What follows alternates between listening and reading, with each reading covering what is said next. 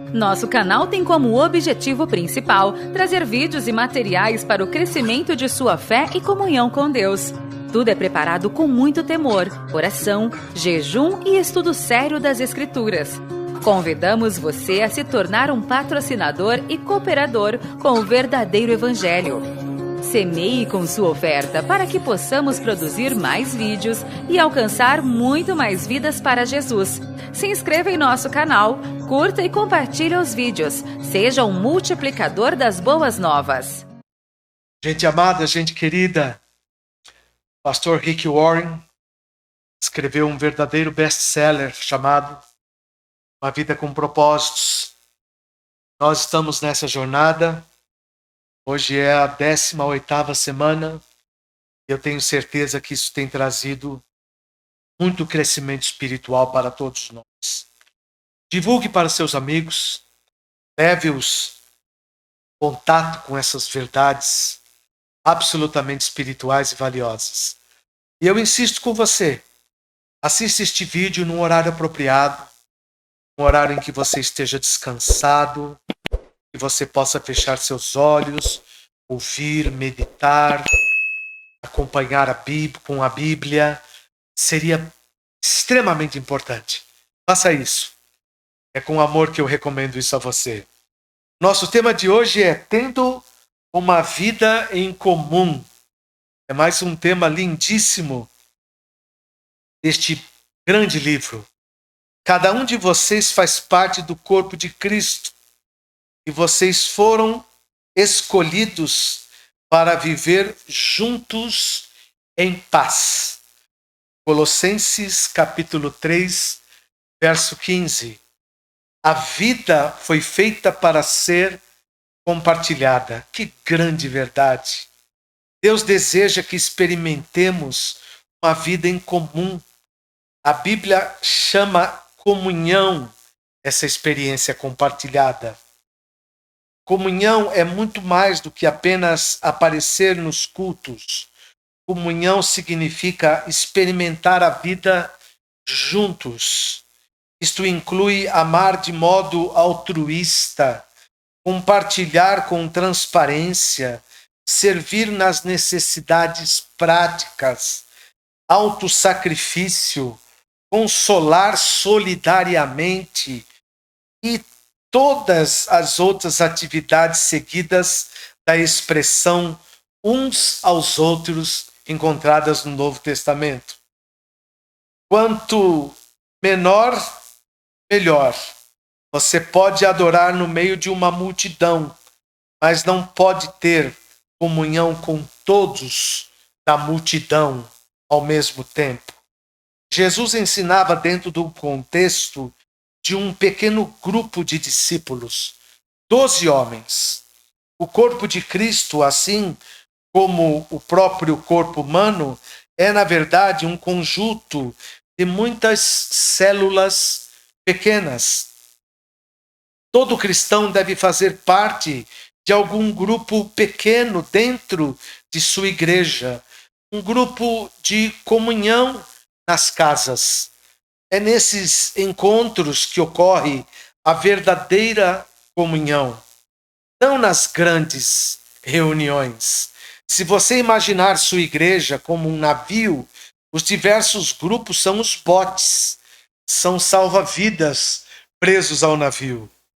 Pois onde se reunirem 2 ou 3 em meu nome, ali estou no meio deles, disse Jesus em Mateus 18, 20. Qual é a diferença entre a comunidade verdadeira e a falsa? Na verdadeira comunhão, as pessoas experimentam autenticidade. A comunhão autêntica não é superficial, não se resume a conversa sobre banalidade. Pelo contrário, é genuína, de coração para coração, às vezes chegando ao ponto de compartilhar assuntos íntimos. E quantas vezes eu já não fiz e já não faço isso na minha vida cristã? A comunhão ocorre quando as pessoas se mostram honestas a respeito de si mesmas e do que está acontecendo verdadeiramente em sua vida. Elas dividem mágoas, revelam sentimentos, confessam falhas, dão a conhecer dúvidas, admitem medos, reconhecem suas fraquezas e pedem a ajuda em oração. Somente quando somos sinceros sobre nossa vida é que experimentamos a real comunhão. A Bíblia diz: se porém andarmos na luz, como Ele está na luz, temos comunhão uns com os outros. Se afirmarmos que estamos sem pecado, enganamo-nos a nós mesmos e a verdade não está em nós. 1 João 1, 7 e 8. É na luz que admitimos quem realmente somos. Ser autêntico exige coragem e, ao mesmo tempo, exige humildade. Você é uma pessoa autêntica? Você é uma pessoa humilde? Significa enfrentar o medo de ser exposto, da rejeição de ser novamente magoado. É a única maneira de crescer espiritualmente e ser emocionalmente saudável. A Bíblia diz: façam disso uma prática comum, confessem seus pecados uns aos outros e orem uns pelos outros para que vocês possam viver juntos, integrados e curados. Tiago 5,16. Só cresceremos assumindo riscos. O mais difícil de todos é ser honesto com você mesmo e com os outros. Na verdadeira comunhão, as pessoas experimentam reciprocidade. Reciprocidade é a arte de dar e de receber. É depender um do outro. A Bíblia diz: o modo pelo qual Deus formou o corpo humano é um modelo que nos ajuda a entender nossa vida comunitária na igreja. Cada parte depende da outra. 1 Coríntios 12, 25. A reciprocidade é a essência da comunhão. O apóstolo Paulo disse: quero que nos ajudemos uns aos outros com a fé que possuímos. A sua fé ajudará e a minha fé ajudará vocês. Romanos 1, 11 e 12. A Bíblia recomenda prestação de contas, encorajamento, honra e serviço recíprocos. Em mais de 50 ocasiões no Novo Testamento, somos orientados a realizar diferentes tarefas uns aos outros e uns dos outros. A Bíblia diz: esforcemo-nos em promover tudo quanto conduz à paz e à edificação mútua. Romanos 14, 19. Na verdadeira comunhão, as pessoas experimentam compaixão. Compaixão é penetrar e compartilhar a dor dos outros. A compaixão diz: compreendo o que você está passando e o que você sente. Não é estranho, nem absurdo. Alguns chamam a isso de empatia, mas a Bíblia chama de compaixão. A Bíblia diz: como povo santo, sejam compassivos, bondosos, humildes, mansos e pacientes. Colossenses 3, 12.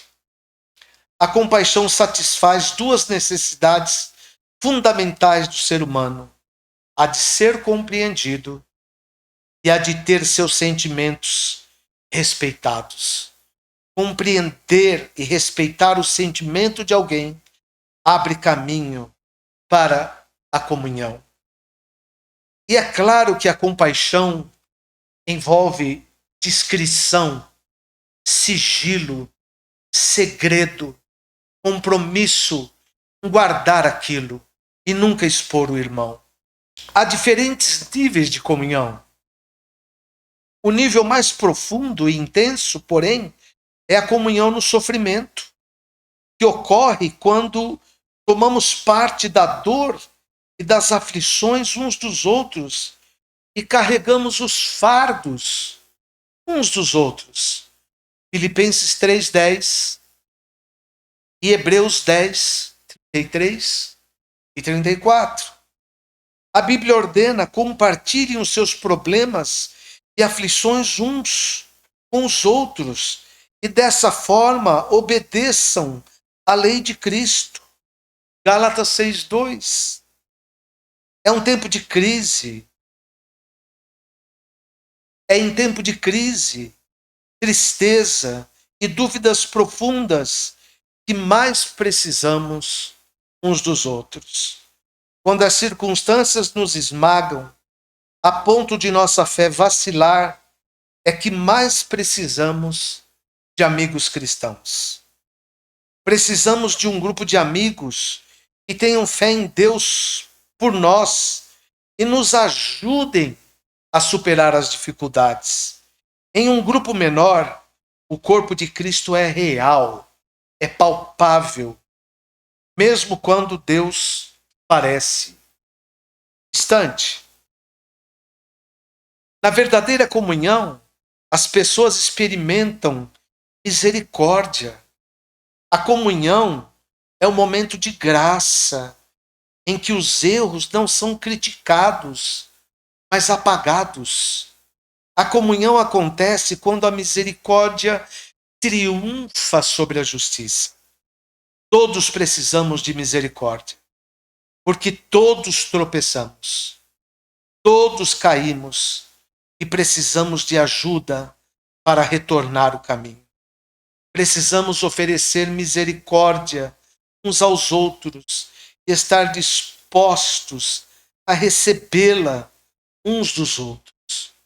Deus diz: quando as pessoas pecarem, vocês devem perdoá-las e confortá-las para que não sejam vencidas pelo desespero.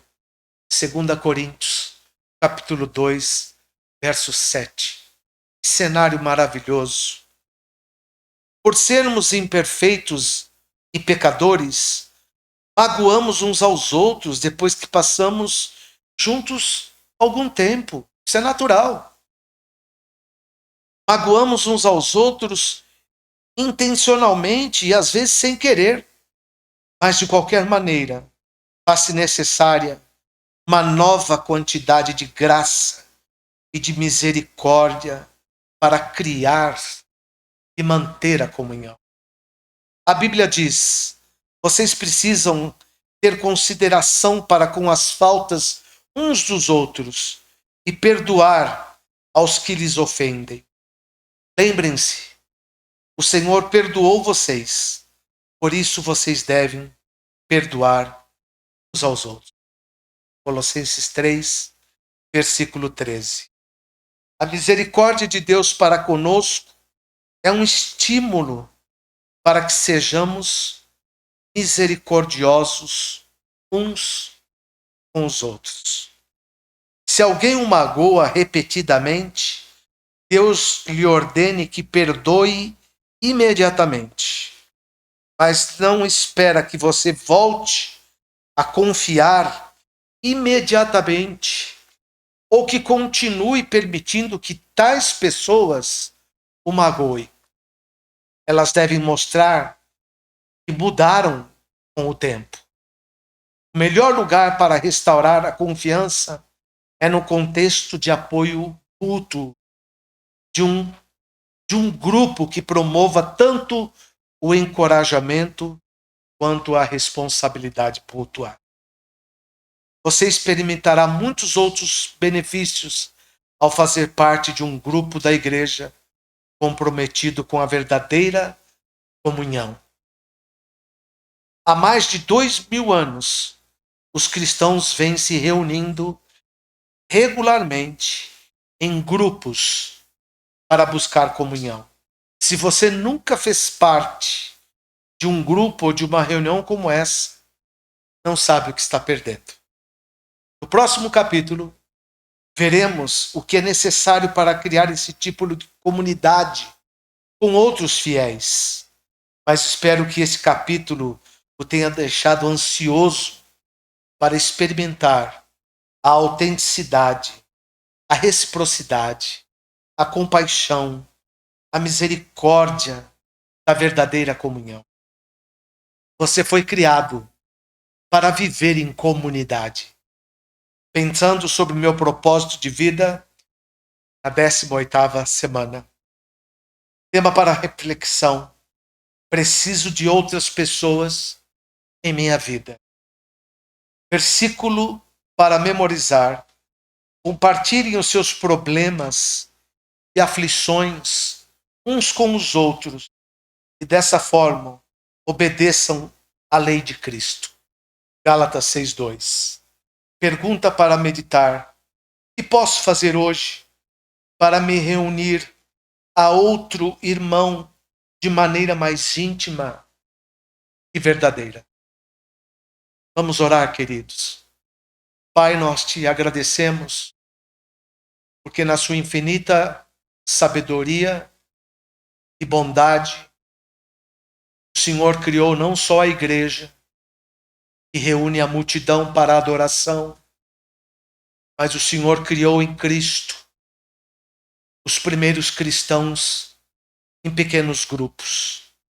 Lá em Atos 2:42, onde eles perseveravam na doutrina dos apóstolos, na comunhão, no partir do pão e nas orações. Leva-nos, Senhor, por este caminho da autenticidade, caminho da misericórdia, caminho da compaixão, caminho da humildade. E assim seremos pessoas saudáveis, libertas e felizes, no nome de Jesus. Uau! Que tema maravilhoso! Eu espero que você tenha sido muito abençoado. Não esqueça de compartilhar com outras pessoas.